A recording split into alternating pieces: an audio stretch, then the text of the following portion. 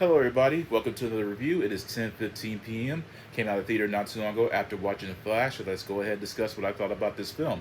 It is no secret that the production of this story has experienced a significant amount of controversies with reshoots, rewrites, and of course the precarious situation that Ezra Miller has found himself involved in, and the severity of the consequences that he could potentially face really, in actuality, affected the trajectory of this film, along with the productivity and the creativity. They had to more or less take a $200 million film that was already in the can, it was done, and do more reshoots, more rewrites, ballooning the budget in a manner while incorporating more elements into the film in order to make it as passable, entertaining, unique, quirky, and given, once again, this is essentially resetting the entire DC universe. The Man of Steel, Batman vs Superman, Aquaman, Wonder Woman, Birds of Prey, Shazam. None of that has happened. And once this story is done, I mean, the story is done. I mean, none of this matters anymore. So, I guess in and of itself, it's kind of redundant to a certain degree. But I can understand why they felt the need to go ahead and get this out, since none of it is going to matter in the end, anyways.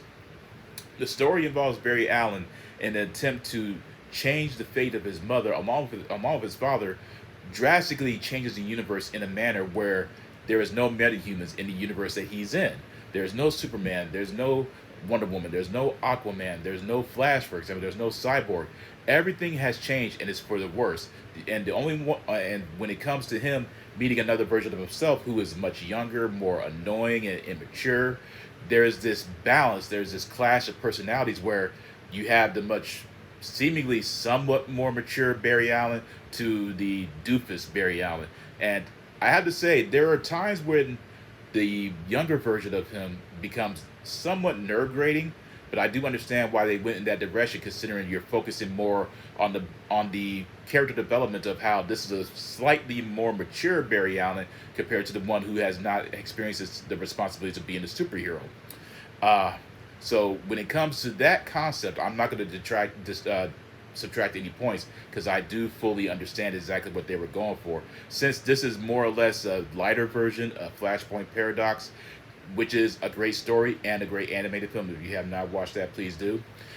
So when it comes to this film, my initial reaction was I'm gonna watch this more for Ben Affleck, Michael Keaton, and Michael Shannon. And since they had to use Michael Keaton's Batman as a way to lure the audience in, I was already hooked upon seeing Michael Keaton again in the Batsuit. When it comes to the overall film in and of itself, along with the fact of how much mess has been associated with it, I'm gonna go ahead and say that this film absolutely had no right being as good as it was, despite the drama that has been associated with the production and Ezra Miller. Ezra Miller, from an acting perspective, does a serviceable job as the present Barry Allen and, of course, the past Barry Allen. He wasn't my preference when it comes to the character, and because my perspective was more, I wanted Grant Gustin to be transferred over to the DC Cinematic Universe. Unfortunately, that didn't happen. So I'm not gonna, since this is not really a bashing Ezra Miller review, I'm not going to turn it into that. So please, when you leave a comment, please do not turn it into a bash Ezra Miller debate, because it's not the place for that anyways. That's going to be a whole nother story. If you were interested in that, there's always another forum and videos that you could watch in order to fully participate in that dialogue. What I found even more enjoyable really was a nostalgia factor. There is a lot of fan service, a lot of Easter eggs and references that fans and even the general audience is going to get.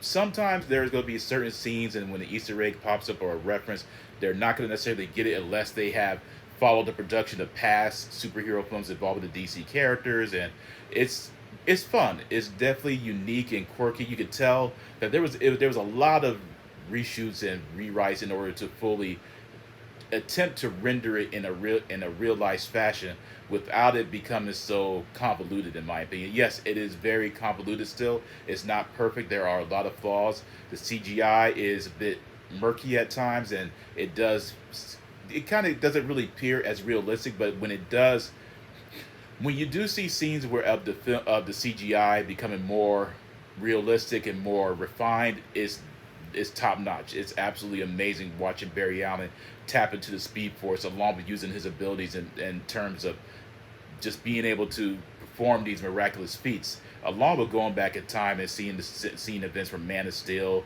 and just it's fun. It was a great experience. And Michael Keaton, wonderful seeing him as Batman again. Seeing him in the Batman suit, along with the fact that now compared to what could be done in 1989 is fully done in this film, and it was just amazing. We need another Batman film with Michael Keaton as a much older Batman. It has to happen. Please make it happen. Michael Shannon as Zod, always a welcome treat. You have Sasha Kala, who is plays Supergirl Kara. She does a serviceable job again. I was never a fan of Supergirl to begin with. She was never a character that I read about or wanted to be or was remotely interested in. So you could have taken her out the film and it wouldn't have made a difference to me. The action is wonderful. There's a lot of humor. There's surprisingly a lot of heart that it should have been focused on as far as the emotionality, along with Barry Allen realizing the consequences of his actions. Other than that, when it comes to The Flash, overall, despite the drama, it had no business being as good as it is or as exciting. And I sincerely hope that there are people out there, regardless of how you feel about Ezra Miller on a personal level. To me, I'm not going to say that he is, again, the preferred actor I would have had for Barry Allen. However, this film does deserve, from my perspective, the support when it comes to Michael Keaton, Michael Shannon, even Ben Affleck. Seeing Ben Affleck in the Batman suit was another welcome treat, and there's a big surprise cameo at the end. So I'm going to go ahead and give this film an 8 out of 10. Again, it's not perfect. It's not something that you go in there and expecting any deeper philosophical measures as far as being able to find out the deeper meanings of life.